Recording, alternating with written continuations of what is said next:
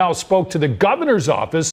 Big controversy in Portage County continues tonight after the sheriff posted another message on Facebook. On and on it goes. It's now become a push and a pull between freedom of speech and what some are now calling voter intimidation. New at 6, our Aria Janelle spoke to the governor's office to try and put an end to this debate.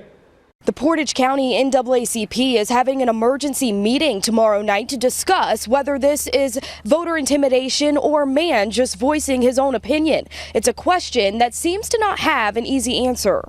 I think it was kind of threatening. That's the way Margaret Jenkins described Portage County Sheriff Bruce Sikowski's Facebook post from Sunday. It says in part, quote, write down all the addresses of the people who had her signs in their yards. So when the illegal human locusts, which she supports, need places to live, will already have the addresses of their new families. Because of his position, I think he needs to be really careful. You don't try to intimidate people with signs. On Tuesday, the sheriff posted again on Facebook, saying he thinks his first post was misinterpreted, emphasizing that he has sworn to protect all citizens and was using his First Amendment right. But was the sheriff's post an example of voter intimidation? Jonathan Diaz is the director for voting advocacy and partnerships, a nonpartisan campaign legal center. He tells me the post, at a minimum, is irresponsible and could potentially violate state and federal laws. To me, it would be fear, maybe take the signs down so that nobody knows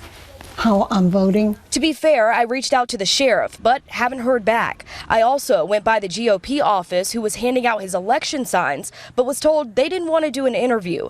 I called the prosecutor's office to see if any charges for voter intimidation would be filed, but was told no one was around to answer my questions.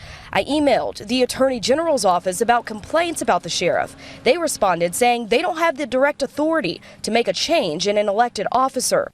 And when I called to see what the governor had to say, I was told he was aware of the posts and wouldn't be making a statement right now. And I'm 85 years old, and no, I've never seen a lot of stuff that's going on today. Only time will tell if voter intimidation charges will be filed. As for that NAACP emergency meeting, it will be hosted tomorrow night at 7 at Kent United Church of Christ. Here in Portage County, I'm Aria Janelle, 19 News.